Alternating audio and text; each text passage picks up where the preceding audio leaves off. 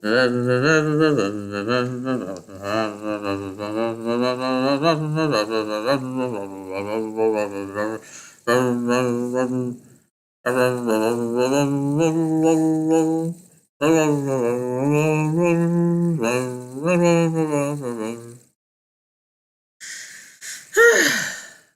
hello, hello. How are you guys all doing today?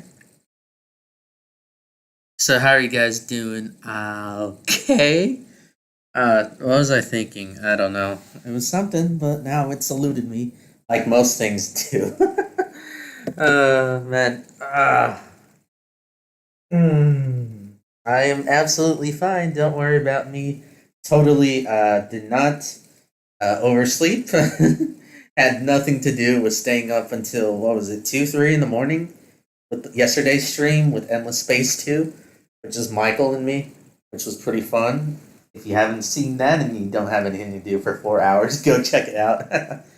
Yeah, we're going to continue Breach Archangel's Job. Hopefully, the internet does not decide to take a poo poo like it did last week, where I ended up making that little scrap video, which was me unconsciously just yelling or being mad. Yeah, so that's really all I got, dude.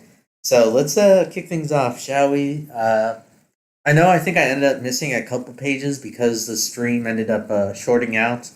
Unfortunately, I had to have to play through the whole thing again just to get up to that point, but I don't think it was honestly anything that important. Just yourself and Charlie talking about cars that he has lined up near a parking lot, and you're supposed to choose a car to use in a race against them. And I ended up going with the 1995 Hyundai Civic Coupe when you had some other sports cars, because that's the kind of man I am. Comfort over style, man. Comfort over style. Remember that one, kids. Like if you're telling me to either wear really baggy ass, or maybe not really baggy, but loose flex jeans or something, or and then I put on skinny jeans and you tell me, oh, you look so great in the skinny jeans. Don't wear the other one, the semi baggy flex ones, the comfy ones. Wear the ones that make you look better. I'm gonna say, nah, man. I like being comfortable. Don't you ain't getting my ass in skinny jeans. No way whatsoever. I don't like my balls getting crunched into cocoa put. Wait, no, I'm trying. Nah, god damn it! I couldn't think of anything clever to say. All right, I think let's move around on from the ball crunching part. Life is like ball and cock torture, minus the cock and balls. All right, let's get things started because I'm going off on a weird tangent. I apologize. Today was rather cool, so I actually had soup today for breakfast. It was pretty good. I had egg in there as well. I know there's one frequent listener that I have out there that also likes putting an egg in their noodle soup. Yeah, today's weather was pretty cold, or not cold, but cool, cool enough to justify having soup. All right, all right. Let's start. Okay, I think I've got enough. Rambled off enough. I'm nuts. I don't have water on me. I'm sure it'll be fine. If anything, we'll do a shorter one today, and then I'll probably play Dying Light tonight or Vermintide or something for you guys to watch. Okay. I like to drive the Hyundai. You point to the 1995 Hyundai Civil Coupe. Charlie chuckles for a moment, then stares at you in confusion. Oh, you're serious. All right then. He pulls out a key and throws it for you to catch. He clasps his hands enthusiastically. He claps his hands enthusiastically and gestures for you to get into the car you've chosen, while he himself rushes to the Bagazi felon and hops into the driver's seat. You make your way over to the Hyundai Civic, open the door, and get in. The old car smells of its somewhat dusty seats and plastic surfaces greet you as you get into the surprisingly comfortable driver's seat. The bland gray interior doesn't give you much to enjoy, and with the new guard greeting you as its new driver, you soon realize there are faded blood splotches along the dashboard. Something tells you this isn't an ordinary 1995 Hyundai Civic. The steering wheel has been replaced with a much sportier, custom airbagless one. What the hell? The gear knob has also been replaced with a pistol grip of a revolver. There are weld patches that mark where there used to be bullet holes, and there are bullet holes that mark where there hasn't been any weld patches. You insert the key and start the ignition. The car protests as you force it to come to life. You can hear the engine reluctantly waking up into a surprisingly loud roar, bellowing roar. You're rather taken back by the ferocity of the engine. It's as if you awoken a sleeping beast. Dramatization aside, you should probably start driving now. You look out and see that Charlie has already left the parking lot and it's now waiting for you to catch up. You immediately park the Hyundai Civic out of its parking space and get behind Charlie on the streets of suburban Chicago. Your phone vibrates and you pick it up. Charlie's calling you from his car. You answer it. So, Gov, how about a race, yeah? He says as the two of you sit side by side at a red light.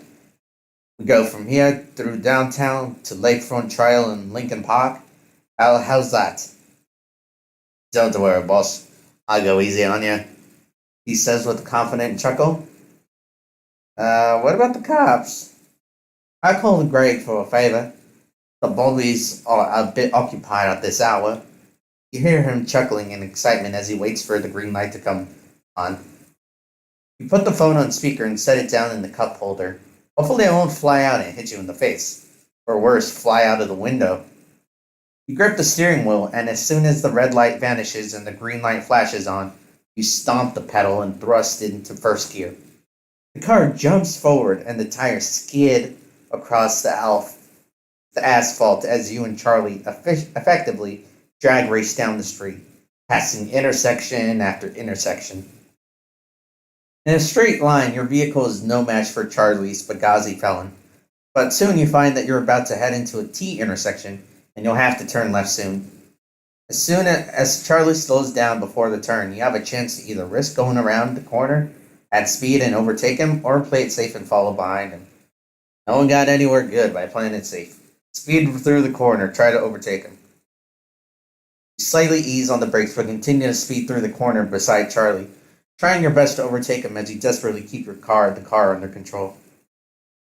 We did it. We did it, lads. You keep a steady drift as the rear tire loses traction, and you can hear the screeching rubber spinning across the asphalt as your car spins out into a controlled drift.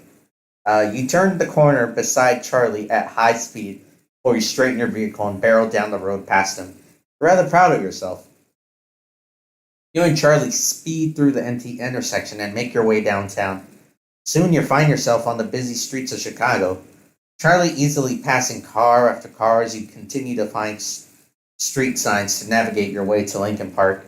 You're currently in front of Charlie. It's not that bad of a view, boss. I haven't seen the back of the Hyundai Civic in a while. You hear him chuckling. But then, all of a sudden, Charlie disappears from view as you run a red light and turn the corner. You look into the rearview mirror. You look to your front, but you can't see him anywhere. I'm trying on a different route, boss. You go on ahead without me. I'll wait for you by the finish line, he says with a chuckle before hanging up. Seems like you'll have to get there before he does, on your own. Looking through your GPS, you have a few options. You could risk going through the busy street and try to get to the park faster. Or maybe you could go through the multi-level parking lot to bypass some of the traffic. Or you could try to find the longer, emptier road around downtown. Go through the parking lot. You turn into the middle of the street. Break through the parking gate and drive straight into the parking lot. You soon realize that this car is perfect for driving around tight corners in the parking lot. It's as if it were designed and tuned specifically to weave through obstacles with ease. You weave around pillars and park cars in a zigzag as you try to make your way around to the other side of the parking lot. With the dark lighting, tight corners, and slippery floor, this is quite the challenge for you.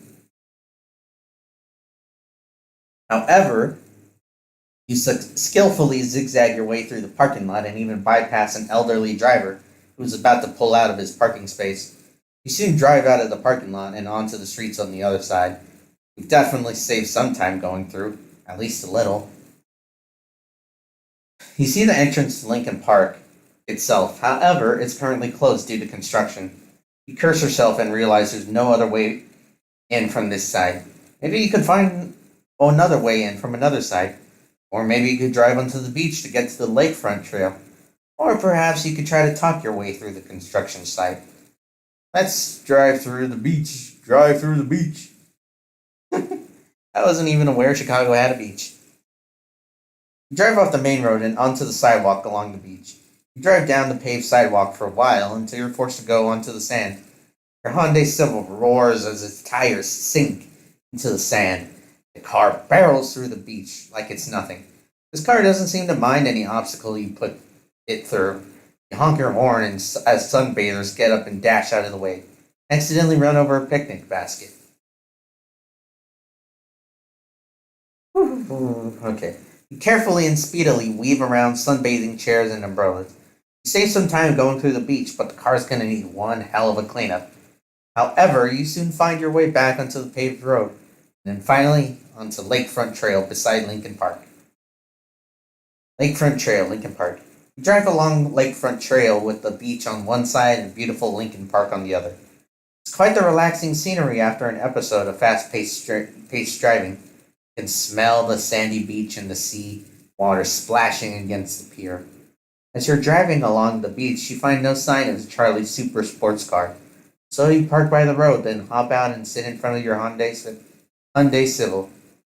You cross your arms and wait for Charlie, but you don't really have to wait long, as pretty soon you spot the Benghazi felon driving down the road towards you. He parks alongside you and hop out with two Happy Mike meal bags. Wow, nice driving, Gov. You beat me. He sighs and smiles cheerfully. I probably shouldn't have gone through a McDonald's drive through in the middle of a race, but I was a tad hungry. He says, handing you one of the Happy Mike meal bags. You take the bag and look inside to find a rice and bean burrito, a small beef burger, and some french fries.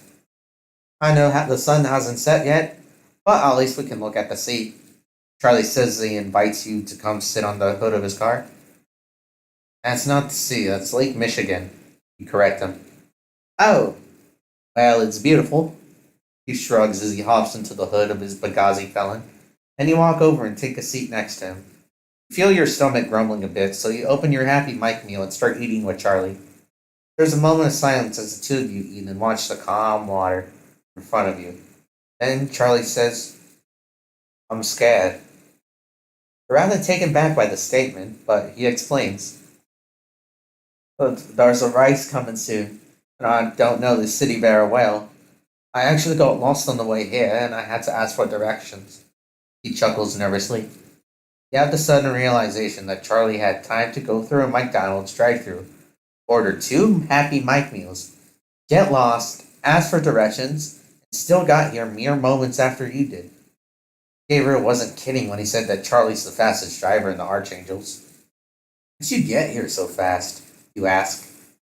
Well, there's a shortcut around the outstreets of downtown Chicago. A local showed it to me. I'll show you when we get home, he says. Not only that, this thing really helps. He taps the hood of his Benghazi felon. She's quick to turn, quick to brake, and quick to accelerate. Anna and Carly work together to tune this car to my specific needs and driving style. The other cars were ones from my collection. He gestures to the Hyundai Civic. Where did you get your cars? You ask. Well, I got this Benghazi felon from a Vegas casino owner. He was passing through Buffalo when he heard that a street racer was in town. He challenged me to a drag race. I was using that chivalry calicat when he was using this beauty. Suffice it to say, we knew how that went. He smirks and leans back against the windshield of his Benghazi felon. And the other cars? Well, I got that chivalry calicat from a VAM finance auction, and I got the Ashton Martini brought over from the UK, which is why the steering wheel's on the right side. Sorry about that. He chuckles. Who are you racing after this? You ask. He stares off into the sky for a moment. I don't know. He's like Raquel. He hides behind a racing helmet and doesn't speak. He wears all gray and he's an international street racing legend. He sighs and his eyes begin to wander. Some say that his legs are actually made out of car suspensions. Some say he was bred on a farm somewhere in the English countryside. Actually, I don't even know if it's actually a he. All I know is they're called the Sting. The name doesn't ring any bells, but the fact that Charlie is afraid of racing them lets you know that they're not your average street racer. I challenged him a month ago and I lost one of my cars to him. I need that car back, he says. Why did you need it back? You ask. That car means a whole lot to me and my sister. It can mean all life and death, he says, staring off into the distance, devoid of emotion. I can't tell you much, but I can tell you that it's important. So, what do you do in your off time? You ask. He smiles cheerfully and says, well, mostly do charity races now, and then, well, most of the time I just sit at home and play video games. He shrugs. You don't have a side job or anything? Nope. Me and my sister are well off enough to not work. Plus, if we need money, we could always just do what we do best. He turns to you and wink. Ask more about his history. My history? Well, I told you that I was born in Mint, Wales, but I mostly grew up in Liverpool, yeah? Me and my sis were inseparable. No matter how much she berates me, I know she loves me. He chuckles and crosses his legs. Long story short, Mom and Dad died. She got into a criminal life. I followed her. I sort of fucked up and people wanted me dead. And so we fled and now here we are. He shrugs with a smile. That escalated quickly, I know. He chuckles. Quiets down for a moment before his joking tone fades away. They framed me and my sister for murder we didn't commit. By that time, we were criminals. We couldn't go to the police. We can't go to anyone. So we left, hoping to God they don't find us. He stares off into the sky, wondering, hoping. Ask more about his relationships. My what? He turns to you in surprise, then sighs and leans back against the windshield. Wow, I didn't think anyone would ever ask me that in my life. Besides mom, dad, and sis. Well, I think I told you about this one girl I had. Ellie, she died, he says nervously, looking away for a moment, staring off into the distance. What happened? You ask. I used to run with the crew from Liverpool. Everything was ticky-boo. Until one day everything went tits up. One of the crew got left behind, the leader got angry, tried to sell us out to the police. He said, gripping his wrist with his own hands. Ellie, she was innocent in all this. But they snuck into our house and sliced her throat anyway. They fired me and my sister without a way to fight back. We fled the country and found our way here. I guess I never looked back until now. You hear his voice quavering for a second before he grits his teeth and sighs. I need that car for me and my sis. He mumbles to himself as he regains his composure. The two of you continue to sit in silence on the hood of Charlie's Benghazi felon, when suddenly you hear, Hey, you two, you can't park there. You turn and see a park officer rolling on his Segway. Charlie turns to the officer and sighs as he hops off the hood of his car. Right here, officer. We're leaving. Hold your fanfare. You and Charlie hop back into your respective vehicles as the police officer rolls over to Charlie's super sports car and asks, Hey, is that street legal? Charlie shrugs and says, It used to be. Suddenly his back tires shriek as he pulls out onto the road and speeds down the trail towards the Lincoln Park exit. You quickly rev your engine of your Hyundai Civic and drive off behind Charlie. It's a bit hard to keep up, but he soon slows down for you to catch up. The two of you eventually make your way back to the suburbs as Charlie shows you the shortcut he took through the outskirts of the loop. It's apparently a very intricate series of back alleys and railroads. After you bring the car back, I'll call you a cab to get you home. Charlie tells you over the phone. Berlin leads you through the suburb into the outskirts of Chicago, and onto the freeway. After going through a dirt road off the freeway, you finally arrive in front of what appears to be a very large cabin in the woods near the highway. You see Anna sitting on the porch, her foot tapping and her arms crossed. As you and Charlie hop out, you hear her muttering, "Oh, shite. I forgot. You left me in the parking lot," Anna shouts. "I'm sorry, kids came and I completely forgot you. Your own sister. You forgot that I was the one who helped you set up?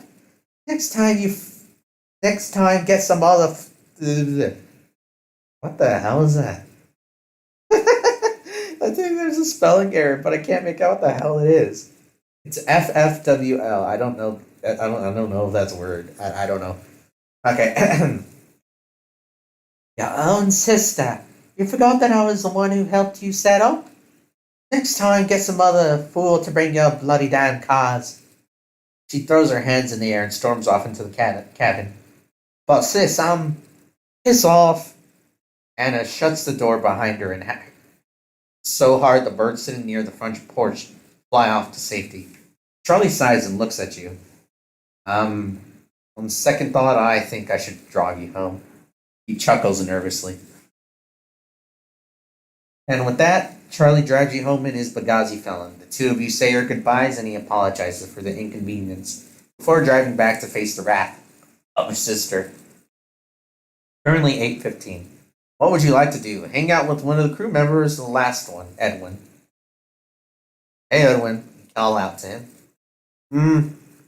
He keeps staring at the game he's playing in the living room. You want to hang out? You ask. Oh, sure. He perks up. He thinks about it for a moment before suggesting, would you like to go to the park? He cocks his head to the side. In the evening, you ask. Yeah, why not? He shrugs. Well, I have this coupon for some Ben& Jerry's Jen and Barry's ice cream that's about to expire soon. There's bound to be one somewhere around Lincoln Park, Mouse says. Lincoln Park it is, then. You nod, and the two of you quickly gather your necessities. It's the bare necessity, the very bare necessity. Sorry. Ah. Two of you finally arrive at the park and make your way over to the large Jen and Barry's ice cream stand, conveniently situated by the lake. There appears to be a line of about 8 people, and a few of them are getting together, so you might have to wait for a bit.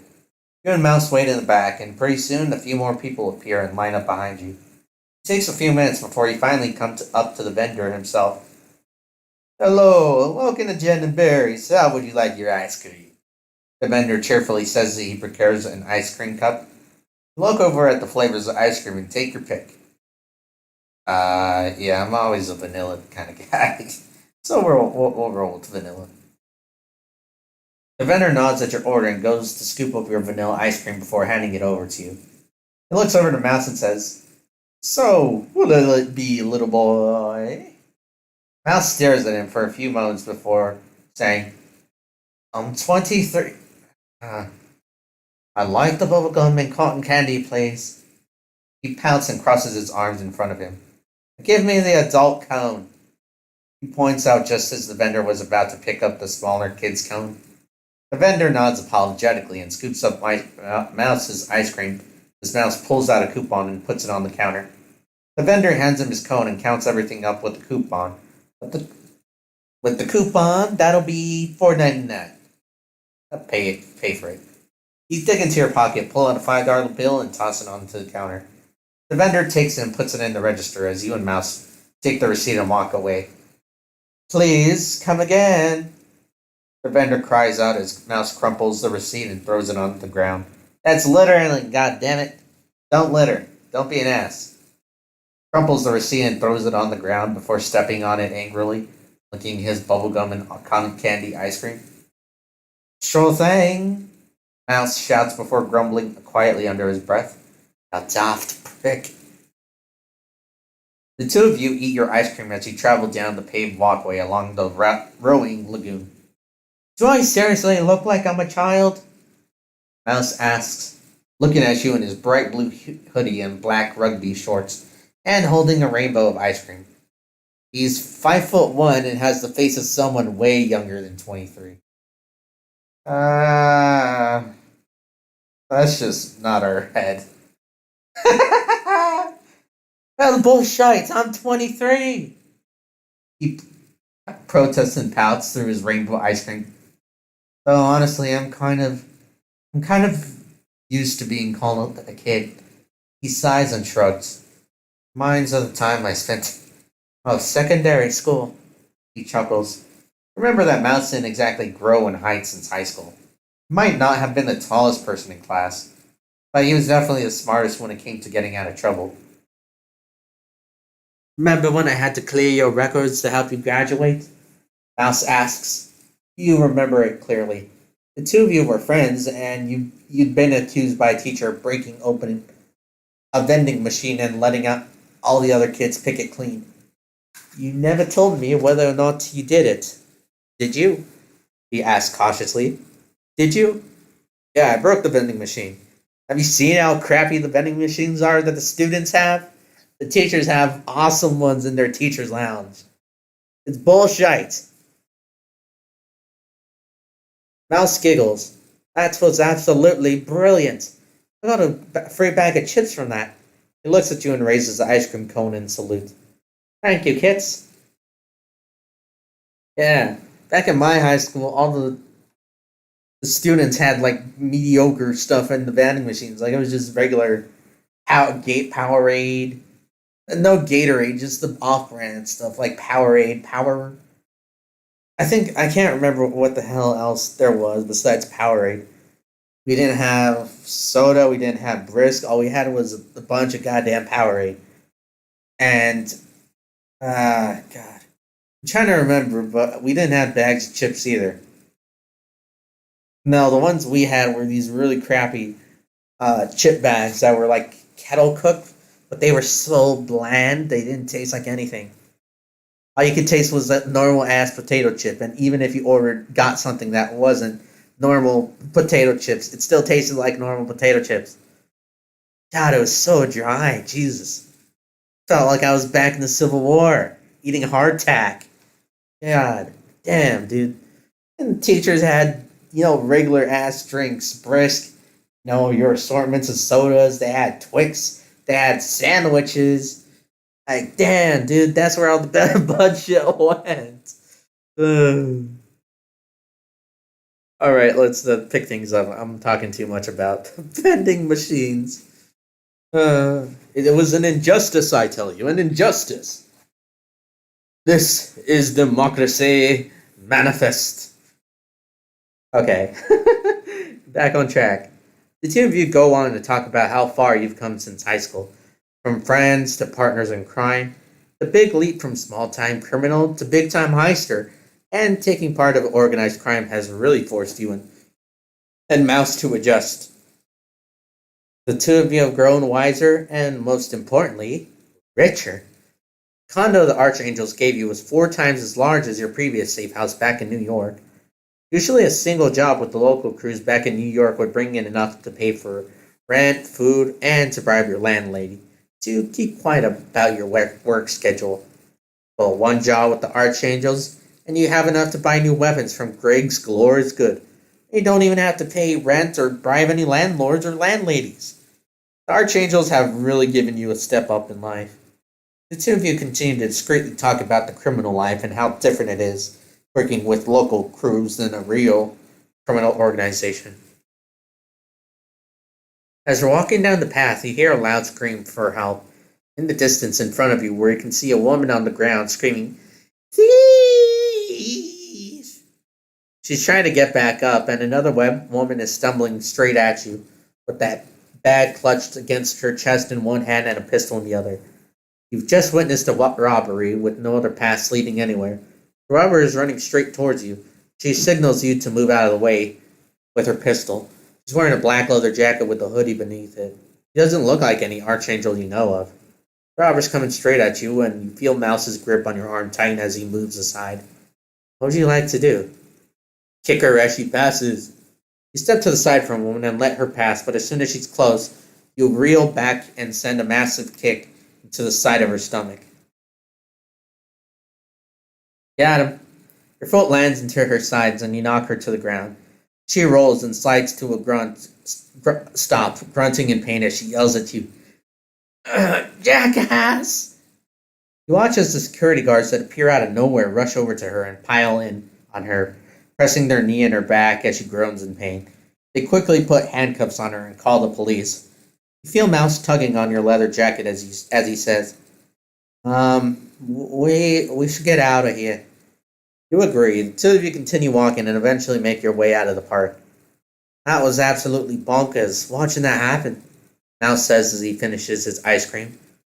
I mean, I know I've watched people commit crimes before, but, we rob people too, but that was just too meta. He chuckles nervously. So, why is it you're following me in this line of work? You ask. It's been quite a wonder, honestly. Mouse has been with you for, at the very least, 8 years now, but you've never really asked why. He hopped on board with your plan from the very beginning, but whenever you ask why he's doing it, he always says that he just wants to help you. Mouse thinks for a moment and shrugs. At first, I wanted to help you do your thing, but as time progresses, I've grown to like what we do. The thrill of it, I guess, is what caught me. So, you like robbing people? He shrugs his head for a moment before saying, I don't mind robbing people.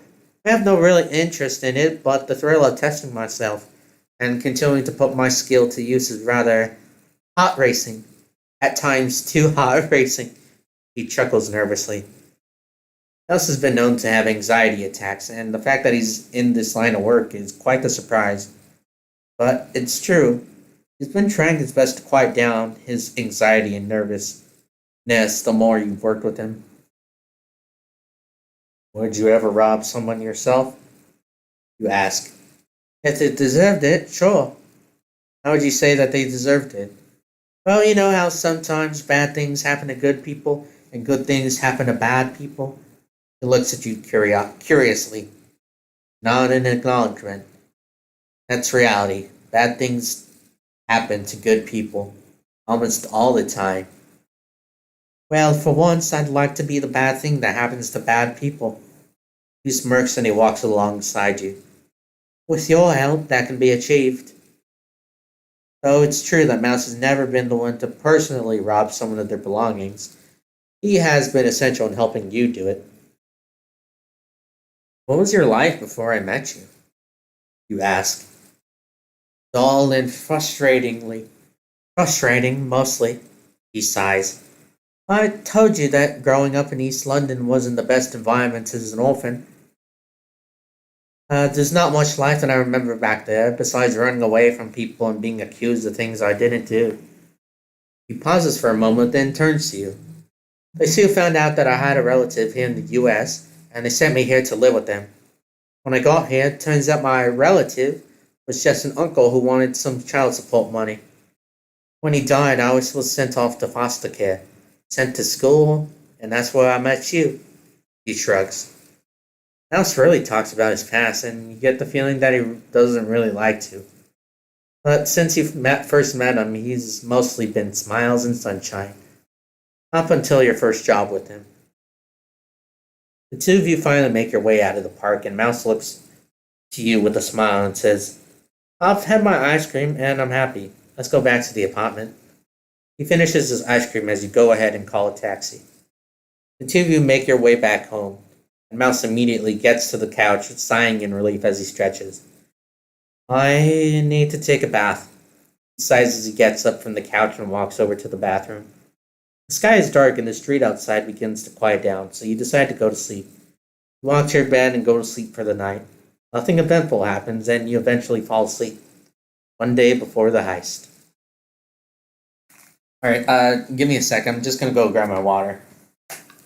Don't go anywhere.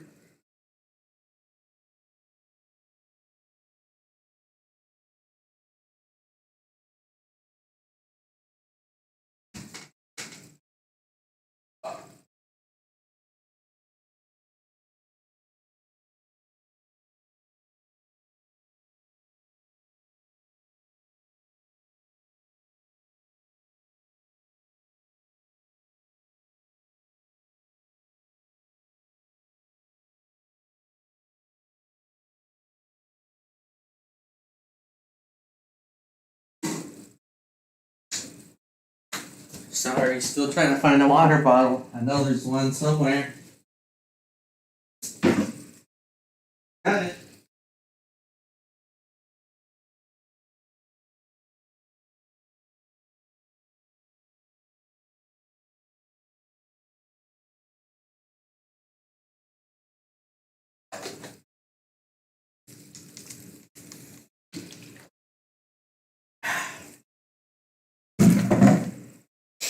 Okay.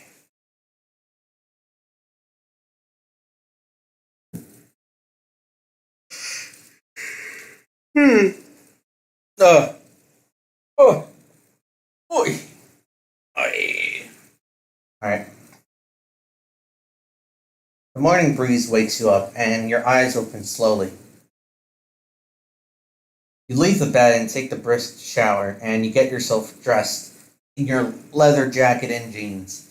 You check your phone and see there's a message from Gabriel. You open it and it says, last day before the job. Make sure you have everything you need. Visit Greg if you're in need of weapons, armor, and equipment. Tomorrow, be at the mill at 4:30. Don't be late. There's another message after that, also from Gabriel. Also, wake Mouse up. Tell him Caden's ready to go. You close it and walk outside. Mouse is still in his room, asleep. In his room. Possibly asleep. You knock on his door and you get no answer. You try to open the door and it's unlocked. Inside, you found Mouse sleeping soundly under the blanket, facing away from you. Wake him up gently, because I hate being shaked awake. You slowly walk up to him and shake his shoulder. He groans and his eyes slowly turn over and rub his eyes. Mm, oh, on, boss, he says with a smile as he props himself onto the bed. Gabriel said Caden's ready to go. Oh, right. I'll go get ready, he says. Mouse rushes past you and grabs a towel as he runs through the bathroom. A few minutes later, he rushes out of the bathroom just dressed in his Archangel uniform, a suit and blue tie. I'll be gone for most of the day. Hayden needs me to coordinate his job, he says as he picks up his backpack and rushes past you, breathlessly. See you tonight, he says, closing the door behind him. You decide to go through everything you have in your inventory for tomorrow's big day. All right, let's visit Gregory's shop.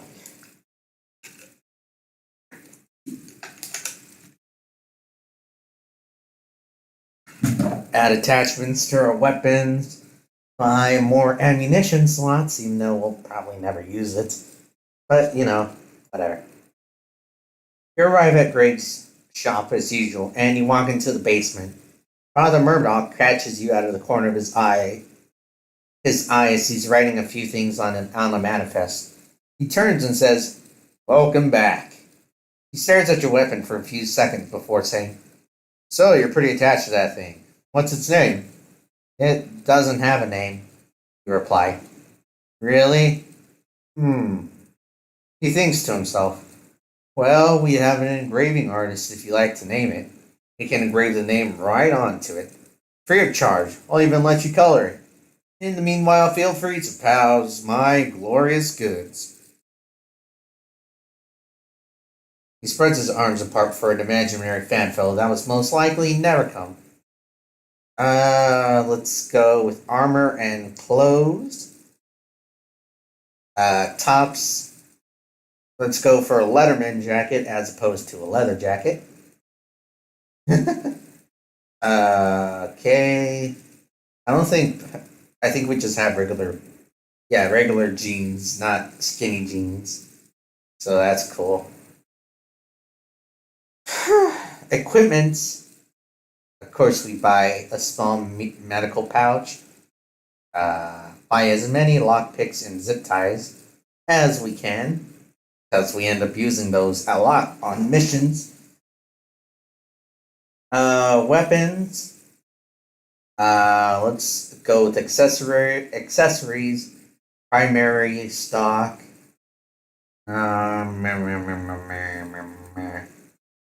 Foldable butt stock is probably the best one.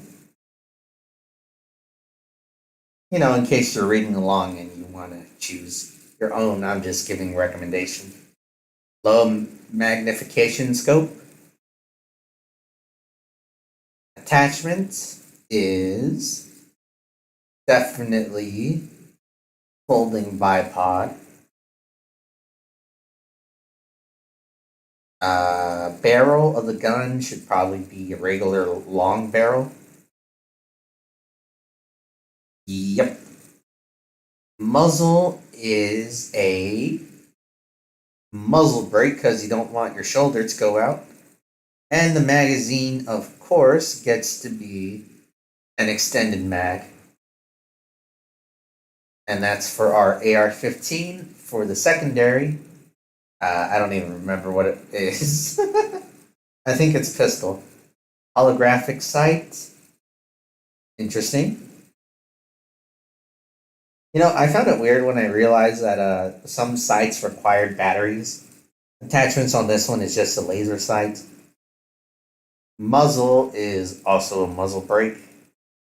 And magazine's extended mag. Let's see, what the hell gun are you using? Beretta M9. Okay. I know some pistols you can dual wield. This apparently is not one of them. A bit unfortunate. Okay. Yeah. Oh no, you can't dual wield my current Beretta. So now I can go at it like Laura Croft from what's the name of that series? Tomb Raider. There we go. Let's name the thing. Our AR-15 will be known as the Ronald Ray gun, and the Beretta M9 is shooty shooty bang bang, and smile. Uh, Paint the AR-15 gold. Yeah, we pimpin', and we paint shooty shooty bang bang and smile. Uh, I don't know, red and blue. What is it? Blue and red. Yeah, let's just go with blue and red. Wait, no, it's all blue or all red. That's right. It's not one or the other. Yeah, let's just go with all red. There we go. Cool, cool, cool. Bought all our equipment, vehicles. I think they have better ones down the line, but right now it's not worth it. What they're offering. We can also access unique, Greg's Glorious Goods, which is slightly better. Equipment that he offers that's hell of a lot more expensive. Yeah. So, you'd like to buy some glorious goods? Well then, come with me. Greg leads you towards the workshop to the back room. The two of you stop in front of a huge metal vault door with a golden sign above it that says GGG. He unlocks the vault and pulls it open, revealing a room full of shelves, boxes, and a garage door. Most of the stuff here is from my time in the JTF-2 Special Forces, but some of it is also from my time as a professional criminal. See anything you like? His glorious weapons includes a golden AK. Jesus. Taken as a souvenir from pimp jihadists by Greg during his time fighting in Pakistan. A golden metal baseball bat that costs like $9.5 million. I never make that much money in a single game, but apparently turns your enemies into dust upon contact. And a squeaky toy hammer. But I never use melee weapons. He has glorious apparel, which is a titanium reinforced hockey mask, so we're going to be getting one of those. Because, why not? Titanium reinforced hockey mask, designed and crafted by Gabriel himself. Gabriel had Greg make a few copies of the original, which he still wears. Copies were passed around onto the early Archangel crew. Sure, it feels like someone hit you in the face with a hammer, but at least you'll survive. Doesn't reset your mask color and pattern. Titanium reinforced hockey mask, here we come. Walk over to the shiny chrome mask, and Greg joins you and picks it up before handing it over. You take it, and it feels much more heavier than your current plastic hockey mask, but not as heavy as it would be if it were made out of steel. You turn it around and see your own face distorted into a silly reflection. You grip the sides and stare at the thick glass eye protectors. One day, Gabriel came up to me and asked me if I could help him survive a meeting with the Chicago outfit. He smirks. I told him it's impossible. He would surely be shot in the head as soon as he showed up. He simply replied, Give me something that can help me take a shot and live. He grabs the mask from you and walks over to one of the training dummies. He puts the mask on the dummy's face and walks over a few feet before pulling out a revolver, aiming straight at it and firing. Bang! The shot rings out inside the room. The bullet impact sparks out off the mask as the dummy tilts back and falls onto the ground. He walks over to the mask and pulls it off the dummy. Then he walks back and hands it to you. You scan damage, and it's merely scratched on the surface.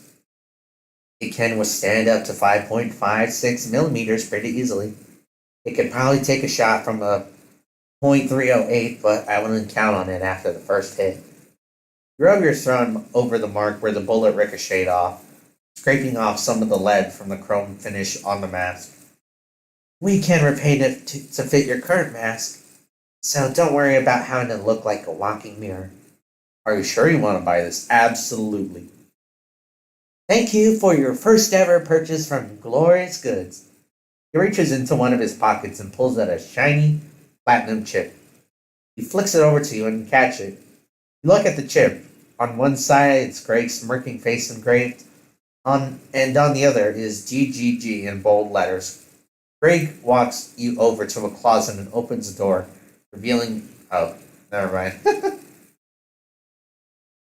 Carbon nanotube lined two-piece suit. Another one of Gabriel's creations. The suit was made way before he became an Archangel. Although it was only to protect you from small arm fires, Gabriel had Greg make copies of the suit to give to Michael and Raquel, along with an extra one for Gabriel himself. What you need to go into the battlefield while still maintaining your classy style. Cannot be worn with body armor and tactical vest, and carry a bit more ammo than a normal suit. There's a juggernaut suit you can unlock later, so we'll go for that. Vehicles. He has a police cruiser that's supercharged. Let's just hold off on that for now. That's everything. Ammunition. Refill. We're probably not going to run out of ammo on this first mission. Probably. So I guess that's it. Or there's one little thing we could do to carry more ammo if I'm really concerned. Tactical vest, a vulture tactical vest. Yeah, it just holds more ammo, so I think we'll roll with that until we can get ourselves a juggernaut suit. Tactical, vulture.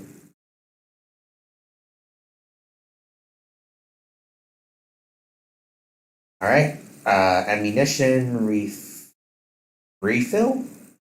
There we go, and we're done at Greg's Glorious Goods. So now all we're going to do is train our skills. Something we suck at, kind of. Persuasion, I think we're okay with right now. Shoot. Who, what, when, where, who, what, when, where, why, how. Maybe we should just keep going with persuasion. Yeah, let's go to the theater and watch The Notepad. God, I love these names. The Notepad is awesome. Okay. If you watch The Notepad, you hear the people around you sobbing as it's their first time seeing it. This isn't your first time, but you watch how the actors portray their characters, and their ability to memorize the audience and captivate their emotions intrigues you. You finish up and check the time. The sky is dark, the streets outside begin to quiet down, so you decide to go to sleep. You walk to your bed and go to sleep. Nothing eventful happens for the rest of the night. This is the last day before your first ever Ice says an Archangel. You've been nervous before, but you've never been this nervous. The thought of finally doing something as a part of something bigger excites you. It almost excites you to the point of sleeplessness, but eventually you do fall asleep, getting some much needed rest for the big job. Your first day. Ice day. Whew.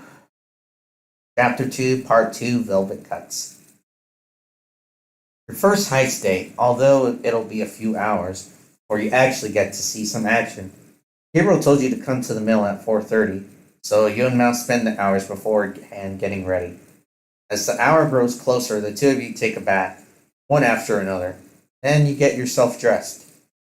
You and Mouse are both wearing Archangel uniforms, the usual two-piece suit and blue tie. Make your final preparations, Mouse packing up his backpack and gathering the plans and necessities for the job. When the two of you walk out of the building's lobby, Caden is already waiting outside by an SUV. You both hop in and he takes you to the mill. You two ready? Caden asks. Mouse nods. Yep. You also nod. Yeah. Alright, good luck, he says as he starts driving you to the mill.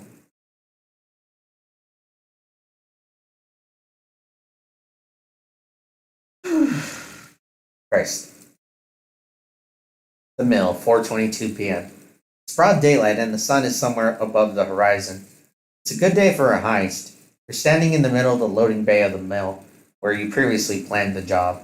Your crew surrounds you. Gabriel is also there, supervising you and your crew for your first job together. Though he did say he was staying here. Everyone around you looks and listens readily. You, Gabriel, Mouse, and the rest of your crew, Anna, Charlie, and Hayne, gather around the table with the blueprints of the Velvet Cuts jewelry store, along with a map of the area around it.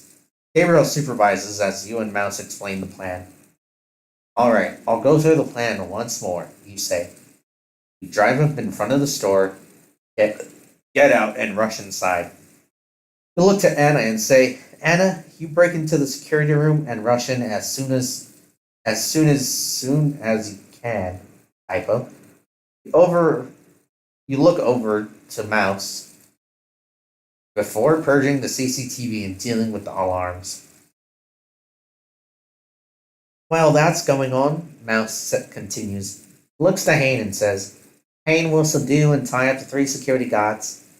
He then looks over to Hayne and says, well, Hayne moves all the civilians into the bathroom and locks them inside. Hayne nods and says, I'll take care of them. Mouse looks over at everyone and says, after the guards and the civilians have been dealt with, we move on to the jewelry. Mouse looks to Anna and says, Oreo will be smashing the glass for the jewels. He then looks to Hayne and says, Romeo will be looting jewelry cabinets. Pauses, along with Uriel. He then looks at Charlie and says, Sario will be looking out for any distractions. I looks to you and says, and you'll be bagging all the jewelry. He pauses, along with Uriel. Then he raises a finger, and Romeo too. He points to the map and says, once we have all the jewelry bagged, we make our getaway through there. You scroll your finger over the getaway path, zigzagging through the alleyways towards the mill. You look at Charlie and say, Sario will be driving. And we're at the mill. We count the jewels, split the tax, and go home. Mouse says, any questions? Hayne raises her hand and asks, How long do we have until the cops come? From what? From when the alarm goes out, we'll have 4 minutes. Answer. Any other questions? Everybody keeps silent, holding their gear at the ready. Hayne walks up over the table and drops an ammo box on it. Load up on the table, she says, topping off her magazine. Everyone else comes up and starts filling up their magazine. You already have your magazines filled up and ready to go, so you just recheck your weapon. Gabriel comes forward. Alright, mount up. Everyone put your gloves on. Good luck. Everyone puts their gloves and puts them on, pulls out their gloves and puts them on, then scatters from the table and picks up their bags before walking to the postal van. Gabriel walks beside you and says, "Good luck, Chris. Kids." He pats you on the back. How long will this... Oh, hey, Mouse. You know what you're doing, right? Mouse sets up his laptop on the table and nods to you. I'll be monitoring the police radios and informing of you if there's any trouble coming your way. Gabriel speaks up. Also, he'll also relay your progress to me as you do your job. Anything goes sour, I'll be here to make sure you get out alive. Hopefully, it won't go sour, Mouse says as he chuckles nervously. Where are you going to be? I'll be monitoring your progress with Mouse from here. If anything goes sour, I'll jump out and help. From here, Gabriel says. You're not coming with us? No, for three reasons. One, your team is sufficient enough for this size of a job. Two, if anything goes wrong, I'll have to be here guarding the mill. Three, I didn't bring my pistol. I left it with Raquel. How are you going to guard the mill without a pistol? He shows you his gloved knuckles. Brains and brown can win over guns, as long as the first two are powerful. How long will this last? Gabriel pats you on the back. As long as you want. Though, if I were you, I'd want to be in and out as quickly as possible. Do your job well, coordinate with your team. You should be out there in no time. You really think this will work? If I didn't, I wouldn't have let you do it. He nods. Good luck, Chris. It's dead. Mouse shouts, and so you hop into the back of the postal van with Charlie driving and Anna in the front passenger seat. Charlie starts the engine, and the four of you drive out of the mill to your first big job. Sip of water, and we'll continue.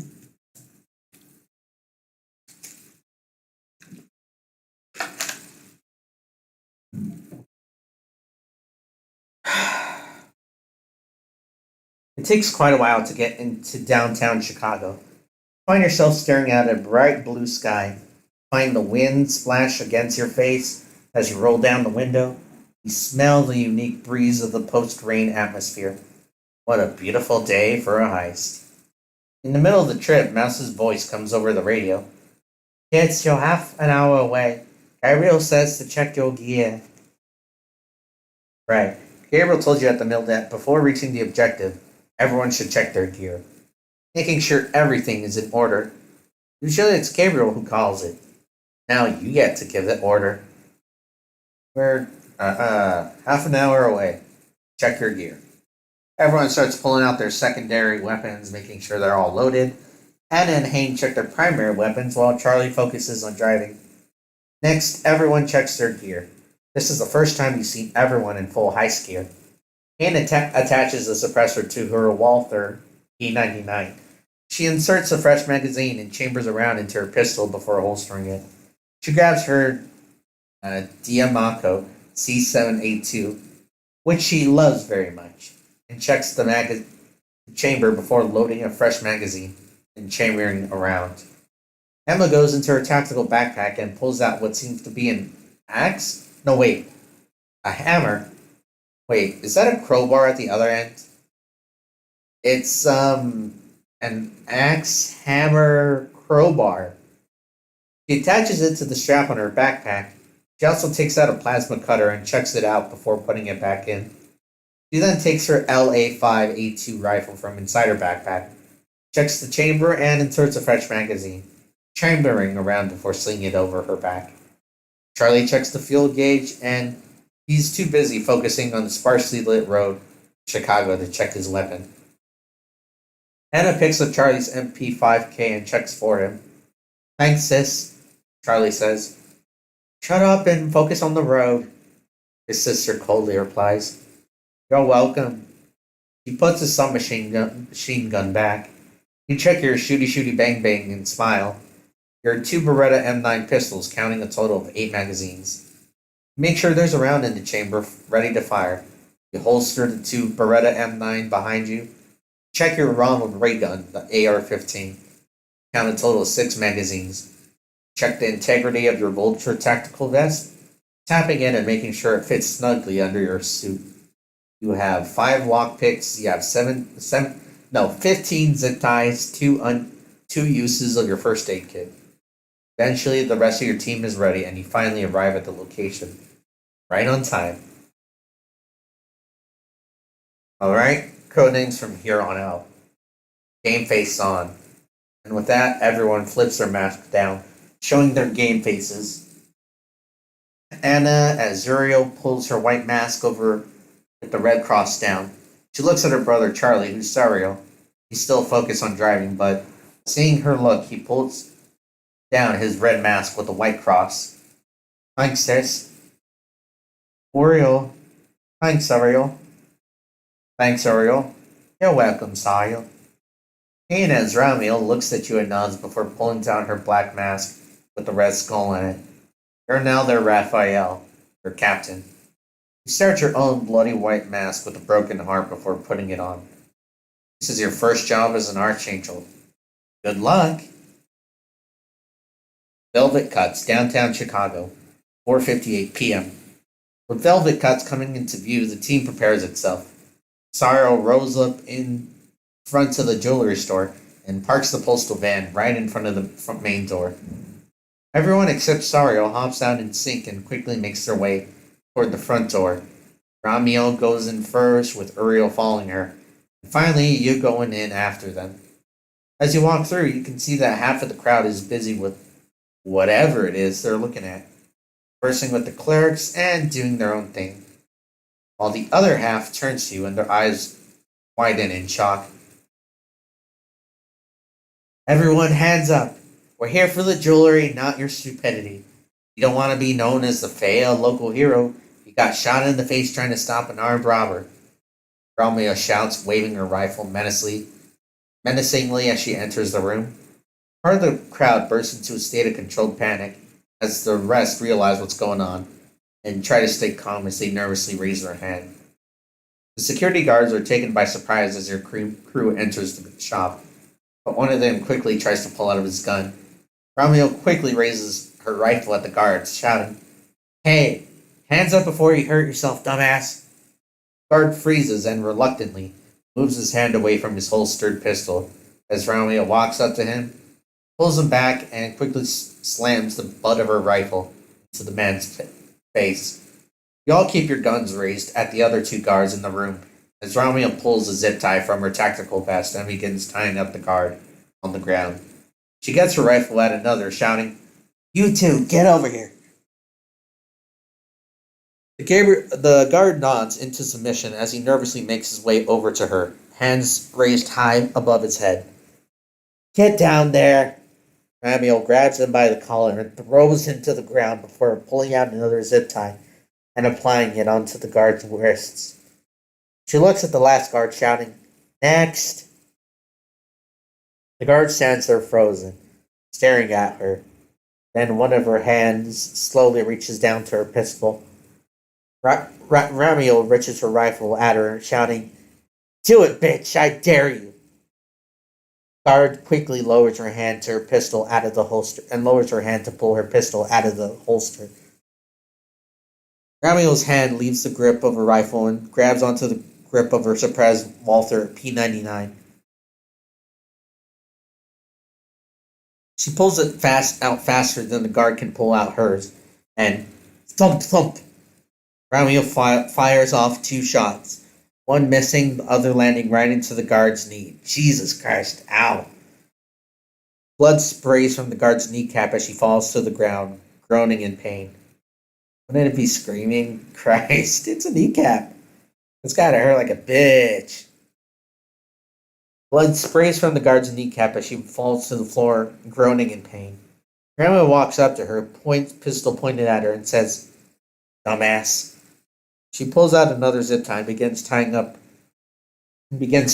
up as she groans in pain. While this has been going on, Uriel has already made her way to the security room door. She takes off her backpack and sets it down beside the door. She takes out her plasma cutter and begins torching the locking mechanism. It takes her a good minute or so to create a glowing bright orange and yellow hole in the side of the door. She pulls back the door, takes out her mini sledgehammer, rears back, bam! She slams the door wide open. Instantly, you see a security guard who's waiting at the ready with his baton out. She rushes into the security room with her mini sledgehammer, and before the guard can swing his baton, she reels back with the loud crack. She slams the hammer into the side of the guard's knee. With a loud scream, the guard collapses to the ground. Ow, wasn't everyone in kneecaps? Jesus, dude. Can't you, send it through the thigh or something? Something that's not a kneecap? Stop it. She turns to the computer and begins fiddling around with it before saying, I have no clue how to do this. Screw it. She reels back with her mini sledge and bam! She slams it into the side of the computer. Sparks fly as the CPU comes to a whirling stop, and Uriel reels back once more with her mini sledge and bam! She slams it for a second time, completely shutting it down. Well, that works.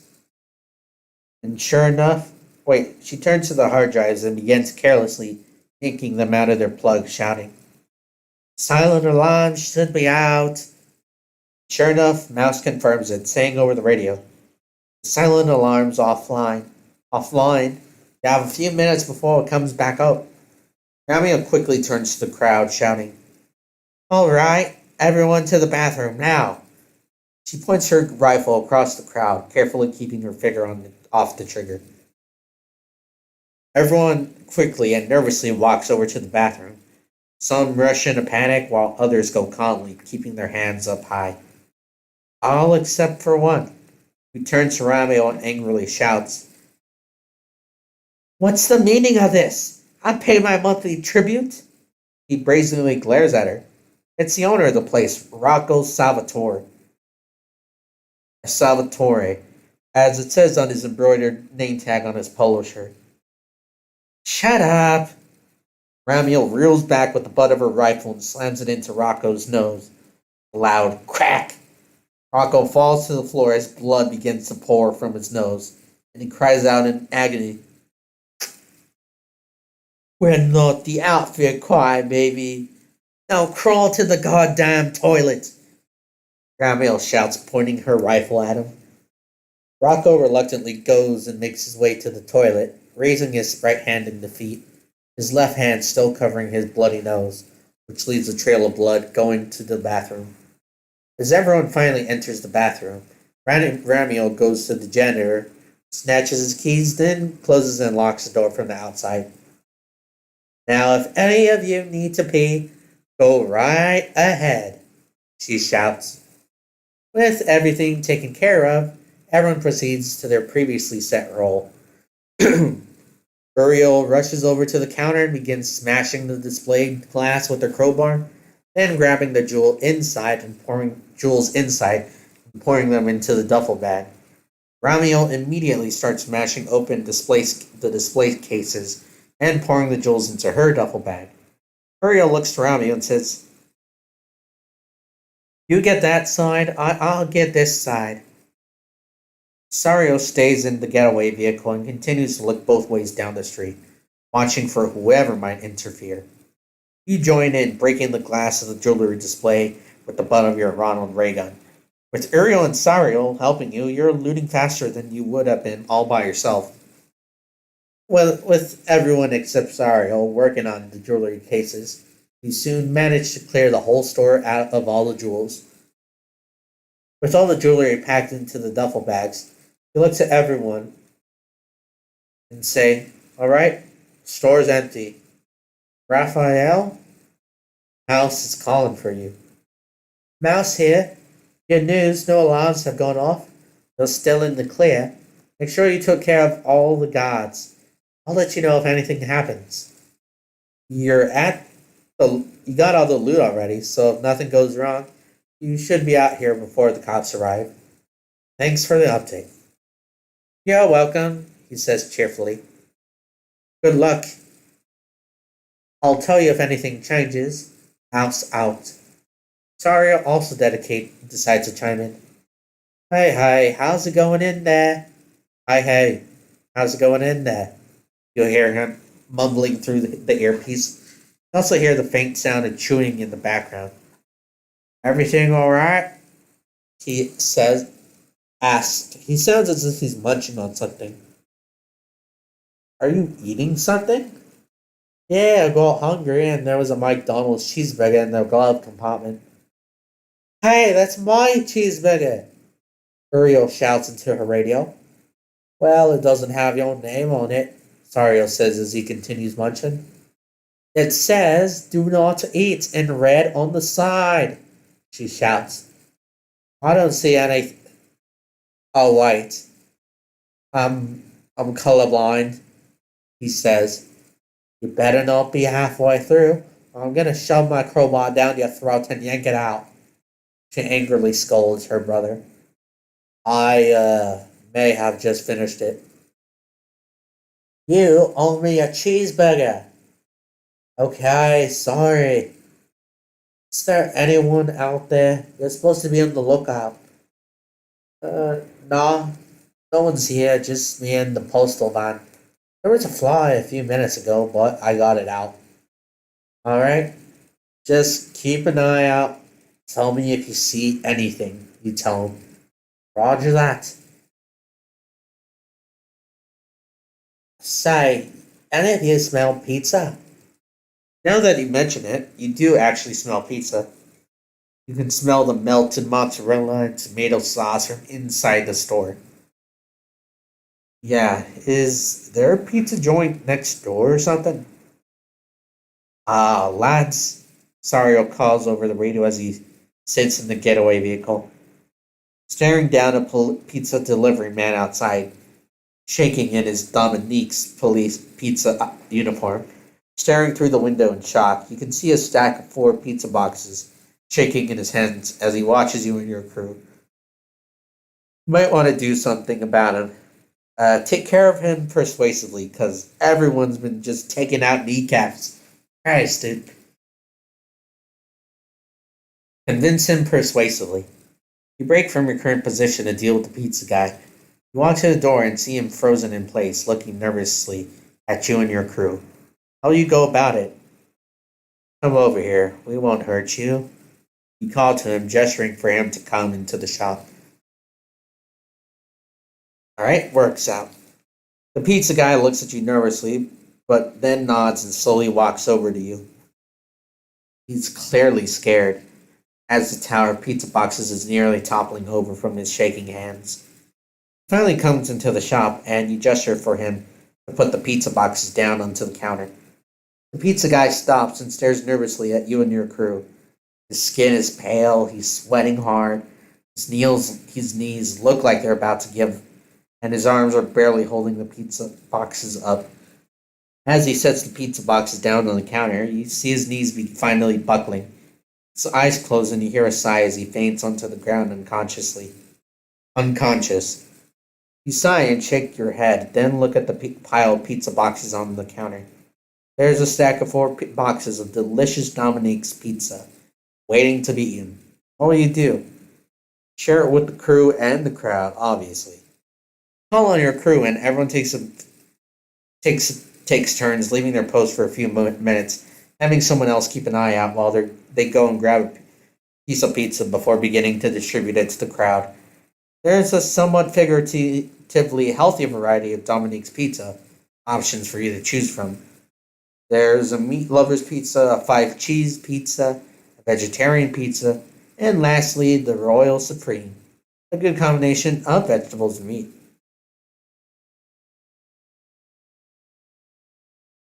Ramil takes a slice of meat lovers, Uriel takes a slice of the vegetarian, and Saria indulges in 5 slices of the meat lovers.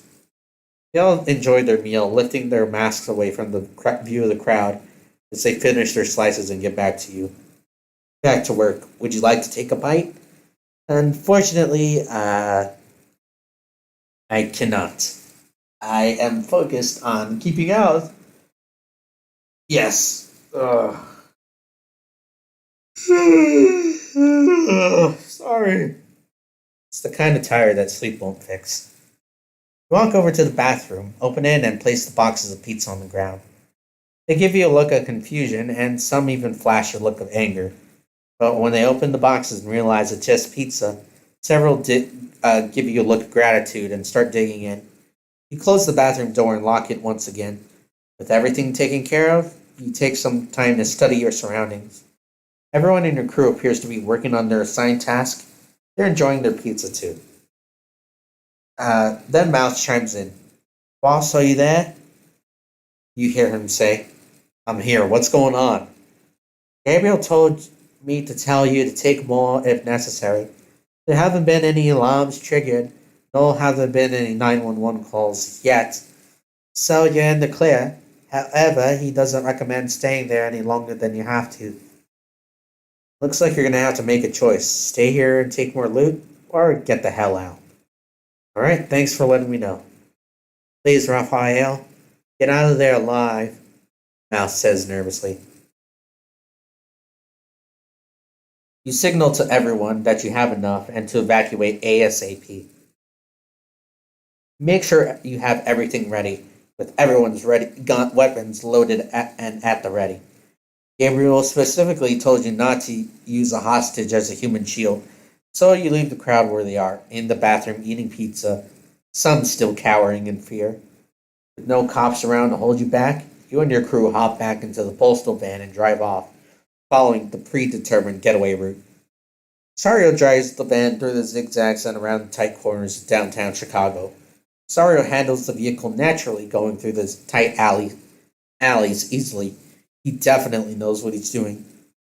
You kind of have to hold on as he drifts around the tight corners. Calm down, Sario. Calm down. Calm down. Sorry. Calm down, Sario. We're not being chased, Ramiel says. You never know, Sario says, slowing down just a bit. Tense your grip on your weapon, waiting for the lights and sirens to appear. But thankfully, you neither hear nor see any. Looks like you made a clean getaway. Raphael? Mouse here. I don't think the cops know where you are anymore. Nice work, Mouse says. You sigh in relief as you drive back to the mill. The mill, around 7 p.m. The drive back to the mill is mostly silent. The postal van finally arrives at the gate to the mill. Uriel hops out, opens the gate, and gets back in. Sario drives the van into the mill's loading bay. There, in front of the office, you see Raquel, Gabriel, and Mouse, who immediately rush over, smiling at your return. You hop out of the van along with everyone else. Gabriel comes over to you and says, Well, that was a successful job. You don't know if he's smiling or not behind that smiley mask, but you can tell he sounds satisfied. Uriel walks out of the van carrying your jewelry. Here's our payday, she says as she throws the bag onto the table, unzips it, and starts dumping all the jewelry out. Out of the special bag comes the single most beautiful necklace you've ever seen. Compared to all the other jewels, this one looks special. It's dark blue sapphire stone. Nah, sorry.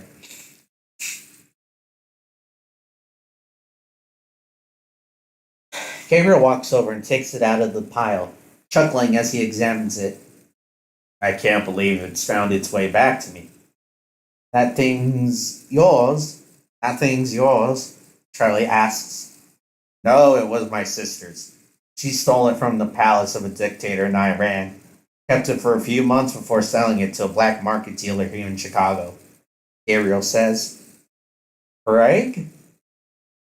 Greg? Payne asks. Greg's godmother, or a foster care owner and a part-time black market dealer. Gabriel says, taking a good long look at the beautifully cut dark blue sapphire stone in the middle of the necklace. The apple didn't fall far from the tree. Neither did this pendant, Gabriel says, looking up. I'm sure my sister would love to see this, but she'd most likely sell it again. He shows you the necklace and says, I'd like you to have it. Thank you.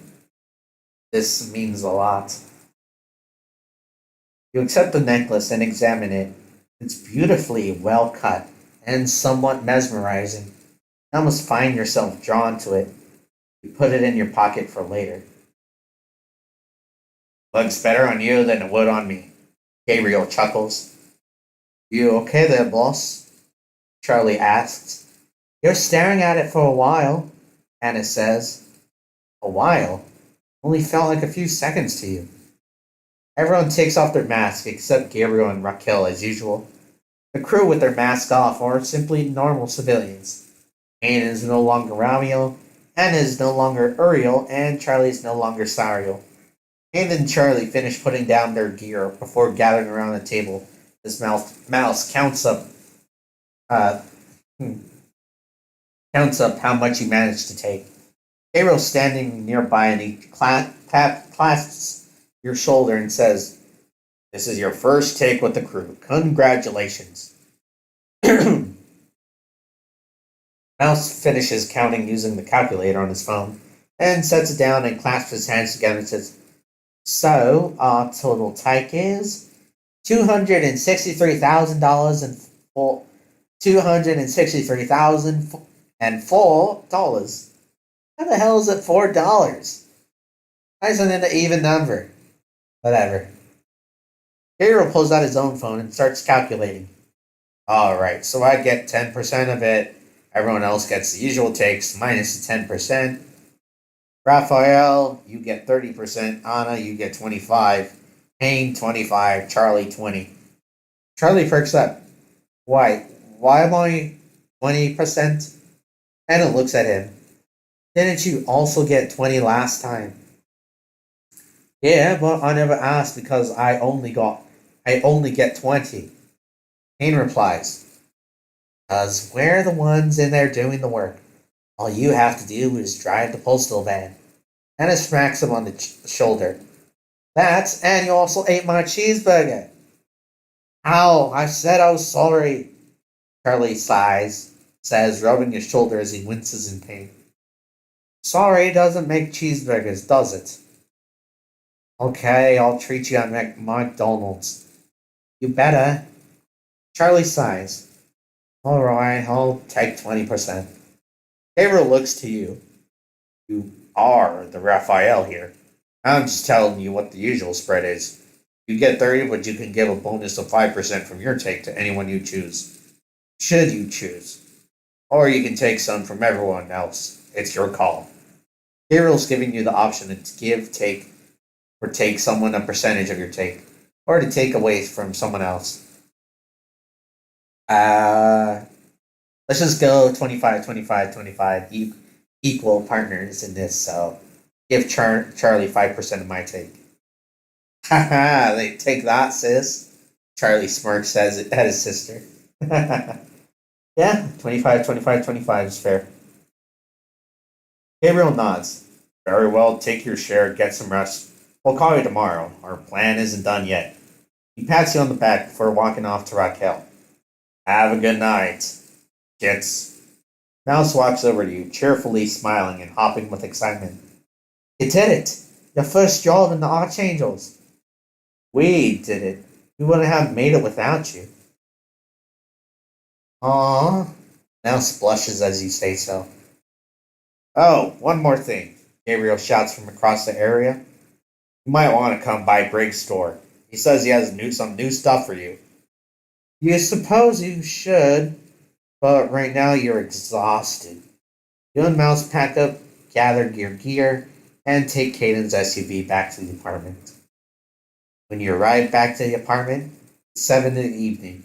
You decide to catch some much needed rest. Alright, we'll leave it at that. For now. Alright, yeah. I know this thing's oh, sorry, I didn't see your messages. Sorry. I was so engrossed in reading it. Sorry. I'm so sorry. You don't need water. You need Red Bull or 5-hour energy drink. Seriously, dude. And did you hear that the judge overturned the California ban on AR-15? Good news for gun owners. Yeah, I actually saw the AR-15 one, which is I actually thought about it while I was reading out the customization. And yeah, energy drinks, dude. I've lost energy drinks. Don't do anything to me anymore. It's like drinking water now. I've become immune. I've had too much of it in my in my coursing through my body that my body just doesn't take it anymore. All right, I'll catch you dudes later. Yeah, we'll be back maybe tonight later with some Dying Light or Vermintide or something something. Not sure yet. Yeah, I'll see ya. Yeah, stay frosty, and I'll see you on the other side of the day. Adios. Have a great one.